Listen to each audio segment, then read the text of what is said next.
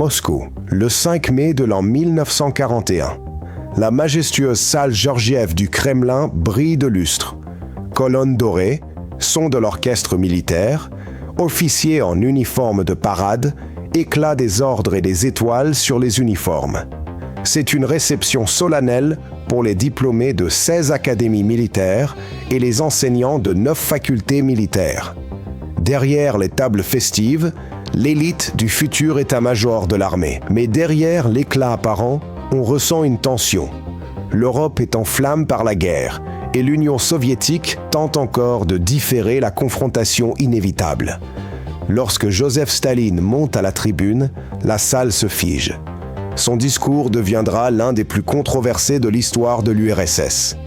Mais il n'y a pas de sténogramme. Avant son discours, les officiers ont été dépouillés de papier et de crayons. Tout ce qui reste, ce sont les souvenirs des participants et les récits ultérieurs. Et c'est précisément dans ces récits que résonnent les mots qui seront cités pendant des décennies. L'armée rouge doit être moderne et offensive. Ces formulations se sont avérées trop ambiguës. Certains auditeurs affirmaient que Staline cherchait simplement à renforcer le moral de l'armée, à inculquer la confiance que le Wehrmacht n'était pas invincible. D'autres se souvenaient, dans ces paroles, il y avait une allusion à la possibilité d'une guerre non seulement sur leur territoire. Ainsi, un même discours a donné lieu à des interprétations diamétralement opposées. Plus tard, ce sont précisément ces divergences qui ont alimenté le mythe, celui selon lequel Staline aurait été le premier à frapper le Troisième Reich. Mais il faut examiner le contexte.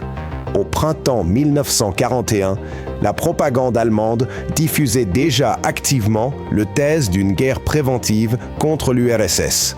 Les journaux et la radio inculquaient aux citoyens allemands « Hitler doit frapper en premier, sinon l'armée rouge attaquera d'elle-même ». Les documents parlent cependant d'autre chose. Dans le journal du chef d'état-major allemand, Franz Galders, il était noté « Moscou tente par tous les moyens d'éviter la guerre ». Et les rapports du colonel Krebs, depuis la capitale soviétique vers Berlin, confirmaient « L'URSS fait des concessions et ne montre aucun signe de préparatifs offensifs ». Cette divergence entre les rumeurs et les données officielles ne fait qu'accentuer le mystère du discours du 5 mai.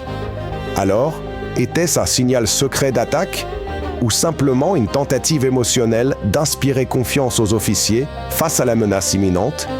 Dans ce film, nous examinerons étape par étape les documents et témoignages pour distinguer les mythes de la réalité. Et avant de continuer, soutenez cette enquête par un like et un abonnement. Cela nous aide à réaliser de nouveaux films historiques et à raconter la vérité sans déformation.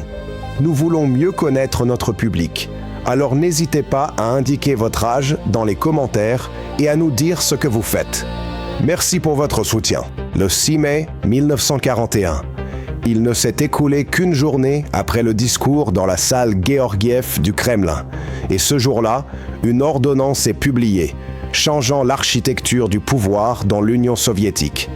Iosif Staline occupe le poste de président du Conseil des commissaires du peuple, succédant à Vyacheslav Molotov à cette place. Formellement, cela ressemble à un simple remaniement de routine, mais en réalité, c'est un tournant. Pour la première fois depuis de nombreuses années, une seule personne concentre entre ses mains non seulement la direction du parti, mais aussi le pouvoir du chef du gouvernement. Cette combinaison de postes signifiait une centralisation extrême du pouvoir. Le chef n'avait plus besoin d'intermédiaires lorsqu'il s'agissait de diplomatie ou de décisions militaires. Désormais, chaque protocole, chaque directive et chaque document international portait la signature de Staline, non plus simplement en tant que leader du parti, mais aussi en tant que représentant officiel de l'État soviétique. Pour les dirigeants étrangers, c'était un signal clair. Il faudrait négocier non pas avec un organe collectif, ni même avec Molotov, mais directement avec Staline. À l'intérieur du pays, cela renforçait la discipline de l'appareil d'État. Toutes les orientations stratégiques, du ravitaillement de l'armée aux négociations diplomatiques, étaient concentrées en une seule personne. Dans un contexte de menace croissante de guerre, cela signifiait que les décisions pouvaient être prises de manière extrêmement rapide, mais cela impliquait également une responsabilité énorme. Désormais, toute erreur devenait une erreur personnelle de Staline. Pendant ce temps, le renseignement rapportait comment l'Allemagne renforçait sa puissance militaire aux frontières soviétiques. Des divisions, de l'artillerie, des unités de chars affluaient vers l'Est, vers la ligne de contact. Cependant, au Kremlin, l'espoir persistait que Hitler ne se lance pas dans une guerre contre l'URSS tant qu'il n'aurait pas réglé ses comptes avec la Grande-Bretagne.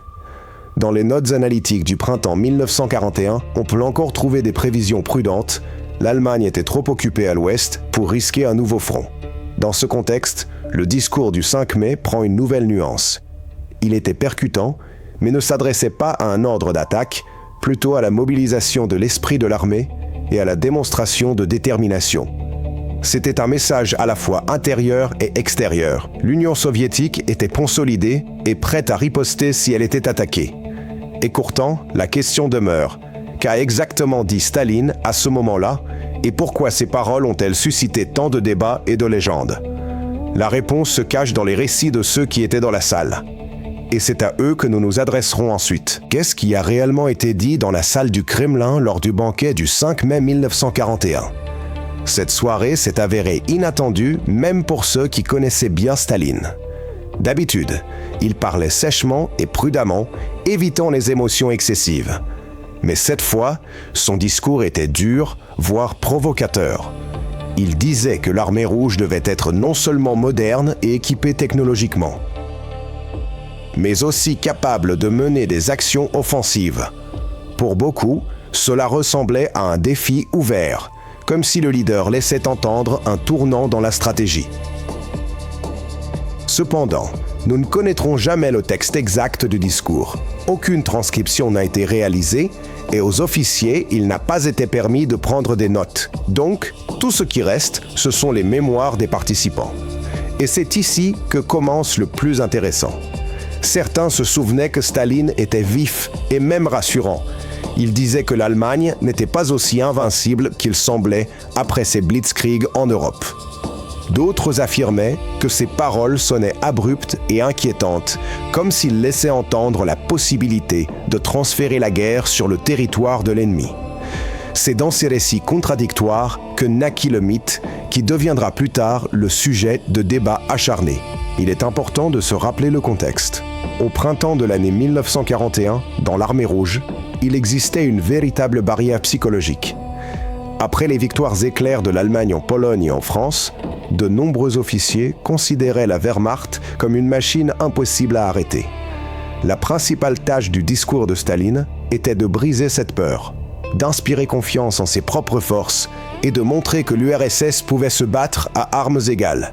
Ce n'était pas un ordre d'attaque, mais une tentative de mobilisation morale, de passer d'une pensée purement défensive à une vision plus flexible et audacieuse de la guerre à venir. Mais derrière les mots doivent toujours venir les actes. Et ici se pose la question principale, l'armée elle-même, en mai 1941, pouvait-elle réellement réaliser les tâches dont parlait Staline? Pour le comprendre, il faut examiner son état de préparation, sa technique et ses plans stratégiques. Le 15 mai 1941, un document est arrivé au Kremlin qui suscitera encore pendant de longues décennies de vives controverses parmi les historiens. Il s'agit des célèbres Considérations sur le déploiement stratégique des forces armées de l'Union soviétique en cas de guerre avec l'Allemagne et ses alliés. Il a été signé par le chef d'état-major général Georgi Zhukov et son adjoint Alexandre Vasilevski. Deux personnes dont la responsabilité en matière de planification militaire reposait sur leurs épaules. Le document proposait un scénario extrêmement audacieux. Si l'Allemagne commençait à concentrer ses troupes à la frontière, l'armée rouge ne devait pas attendre l'attaque, mais la devancer et porter le coup principal à travers le territoire polonais, en direction de Lublin et Cracovie. L'idée était de détruire l'ennemi dès le moment de son déploiement, sans lui permettre de déployer tout le potentiel de la Blitzkrieg. Sur la carte, cela semblait brillant. De grandes flèches des armées soviétiques s'enfonçaient dans les positions allemandes et les éliminaient à l'approche de la préparation. Mais il est important de se rappeler, il s'agissait d'un projet de stratège militaire et non d'une décision politique. Le quartier général devait envisager toute la gamme des actions possibles, des défensives aux plus offensives. C'est pourquoi dans les considérations est apparue une idée aussi audacieuse. La réaction de Staline, selon le souvenir de Georgi Zhukov, a été froide, voire brusque. Le dirigeant aurait dit « Vous avez perdu la tête ? Vous proposez à l'Union soviétique de devenir l'agresseur ?» Ces mots ne sont enregistrés dans aucun document officiel, mais apparaissent dans les mémoires des participants. Et ils reflètent bien l'ambiance générale.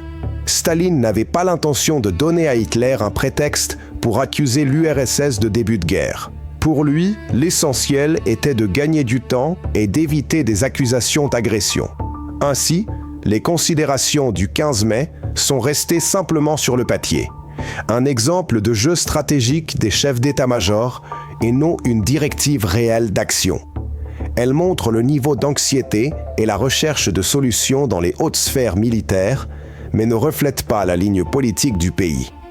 Une question légitime se pose. Si les militaires dessinaient sur leur carte de courageuses flèches offensives, la Red Army elle-même aurait-elle pu alors réaliser au moins l'un de ces plans ? Pour le comprendre, il faut examiner son état réel au printemps de 1941. Dans les quartiers généraux militaires de l'Union soviétique, au début de l'année 1941, une activité intense régnait. Les généraux et maréchaux tentaient de prévoir comment la guerre commencerait et en simulaient les scénarios lors de jeux de guerre. En janvier 1941, à Moscou, se sont déroulées les plus grandes manœuvres opérationnelles et stratégiques de l'époque. Tous les personnages clés de la future guerre y ont participé. Le commissaire à la défense Semyon Timoshenko, le maréchal Boris Shapochnikov, le chef d'état-major général Georgi Zhukov, les commandants des districts militaires, dont beaucoup dirigeront eux-mêmes les fronts quelques mois plus tard. Les jeux se déroulaient en 2 étapes. D'abord, les Rouges attaquaient, puis ils se défendaient. En réalité, c'était une répétition générale d'une éventuelle guerre avec l'Allemagne, mais sur des cartes et dans des quartiers généraux, et non dans un combat réel. C'est ici que le principal débat a émergé. Shapochnikov, le stratège le plus expérimenté, prévenait. Le coup principal des Allemands serait porté du nord à travers la Biélorussie vers Moscou. Timoshenko et Zhukov pensaient autrement. Le danger était principalement au sud, où se trouvaient le blé, le charbon, le métal, le pétrole. L'Ukraine leur semblait être l'objectif principal de Hitler. Les divergences n'ont jamais été résolues. L'armée rouge se préparait simultanément aux 2 scénarios, ce qui dispersait ses forces. Mais ce qui était encore plus important, c'est que les jeux montraient que les commandants soviétiques s'entraînaient davantage à l'offensive, à l'encerclement, aux frappes sur les flancs, aux percées profondes. La défense était considérée comme une étape intermédiaire et non comme un plan autonome. Il était prévu que la guerre commence progressivement par des affrontements à la frontière pour ne passer qu'ensuite à des batailles décisives. C'est ici que se cachait l'erreur fatale. Les Allemands, lors des jeux de commandement, agissaient bien plus prudemment que leur véritable prototype. Ils progressaient plus lentement, laissant à l'ennemi plus de temps pour réagir. En réalité, la Blitzkrieg a balayé les frontières en quelques jours. Aucun des généraux soviétiques ne pouvait prévoir que dès les premières semaines, des armées entières seraient encerclées et détruites. En conséquence, à l'été 1941, l'armée rouge était dispersée et vulnérable. Les formations les plus puissantes se tenaient au sud, tandis que le coup portait précisément au centre, en Biélorussie. Ainsi, la différence entre jouer aux cartes et la guerre réelle est devenue tragique. Les plans des stratèges ne correspondaient pas à la dure réalité du front. Mais même les meilleurs plans n'étaient que des schémas sur papier. Pour comprendre si l'armée pouvait réellement les réaliser, il faut examiner son état réel au printemps, la technique, la préparation et l'approvisionnement des soldats. À l'approche de l'été, en 1941, l'alarme à Moscou devenait de plus en plus forte. Les renseignements signalaient que des divisions allemandes s'accumulaient à la frontière de l'Union soviétique. Le nombre d'aérodromes augmentait et le déploiement de divisions blindées était visible. En réponse, l'armée rouge menait ce qu'on appelait des grandes manœuvres d'entraînement. Officiellement, cela ressemblait à des exercices. Mais en réalité, c'était une mobilisation partielle dissimulée. Des dizaines de divisions étaient déployées vers l'ouest, et les officiers recevaient l'ordre d'être en pleine préparation. Mais une ligne de défense à grande échelle n'existait pas encore. De nombreuses unités n'avaient pas encore occupé leur position, de nouvelles zones fortifiées restaient inachevées et les dépôts de munitions étaient profondément en arrière. L'aviation s'est avérée particulièrement vulnérable. Des centaines d'avions de combat étaient concentrés sur des aérodromes frontaliers, souvent sans camouflage ni abri de protection. Dans les premières heures de la guerre, les attaques allemandes les ont détruits directement au sol. Toute une division a perdu la majorité de ses appareils avant même d'avoir pu décoller. Le 22 juin, à l'aube, la Wehrmacht a lancé une attaque simultanée sur 3 fronts. Le coup principal a été porté sur le secteur central du front, où la défense était mal préparée. Les groupes de chars allemands ont rapidement percé les jonctions entre les unités soviétiques, encerclant des armées entières. Les contre-attaques prévues dans les plans de printemps ont échoué. Les troupes n'ont pas eu le temps de prendre leur position initiale. La réalité a donc annulé les rumeurs et les mythes. L'Union soviétique se préparait effectivement à la guerre, mais pour se défendre. Et la guerre a commencé avant que cette défense ne se transforme en un bouclier solide. Le discours de Staline en mai n'était pas un ordre secret d'attaque. Oui, ces paroles mettaient l'accent sur une offensive, mais c'était plutôt une technique psychologique. Il fallait que les officiers et les soldats de l'armée rouge cessent de voir dans le Wehrmacht une force invincible. Il n'existe aucune instruction ou document confirmant la préparation d'une première frappe de la part de l'URSS. C'est la brume et l'ambiguïté des souvenirs des participants qui ont créé la légende. Certains officiers se souvenaient de l'optimisme confiant de Staline, d'autres percevaient dans ces mots une allusion à une guerre, pas sur leur propre territoire. Ces souvenirs fragmentaires se sont rapidement transformés en rumeurs. La propagande allemande les a reprises et amplifiées dès le 22 juin en annonçant l'attaque. Berlin justifiait l'agression par une frappe préventive, comme si l'Union soviétique se préparait elle-même à attaquer. Ainsi, le mythe a connu une seconde vie, cette fois comme une explication officielle de la guerre. Mais son histoire ne s'est pas arrêtée là. La légende du premier coup soviétique s'est avérée pratique et a été utilisée plus tard, dans des débats politiques, pour rejeter une partie de la responsabilité du début de la guerre sur l'URSS. C'est un exemple de la façon dont un argument de propagande peut survivre des décennies et continuer à influencer la perception publique des événements. La guerre elle-même a dissipé ces illusions. À l'été 1941, l'armée rouge n'était pas prête pour une invasion massive et a subi de lourdes défaites. Mais seulement 3 ans plus tard, lors de l'opération Bagration, les troupes soviétiques ont détruit la plus grande formation de la Wehrmacht sur le front de l'Est. Et c'est là, et non dans des premiers coups mythiques, que les mots sur la puissance offensive, prononcés au Kremlin 3 ans plus tôt, ont pris vie. La conclusion principale est simple. Le discours de Staline n'était pas un plan de guerre, mais un appel à la confiance. Mais quelques phrases, sorties de leur contexte, sont devenues des armes dans la guerre de l'information. L'histoire nous rappelle encore une fois, les rumeurs et les interprétations peuvent être aussi dangereuses que les armes sur le front, car elles vivent plus longtemps que les événements eux-mêmes. Nous avons montré ce qui se cache derrière le mythe du premier coup et pourquoi les documents contredisent les légendes. Si vous souhaitez une suite sur la façon dont les décisions ont été prises en juin 1941 et pourquoi l'échec des premières semaines n'a pas été un verdict pour le pays, Soutenez cette vidéo en aimant, abonnez-vous à la chaîne et laissez un commentaire pour nous dire quel sujet vous aimeriez voir dans les prochains épisodes.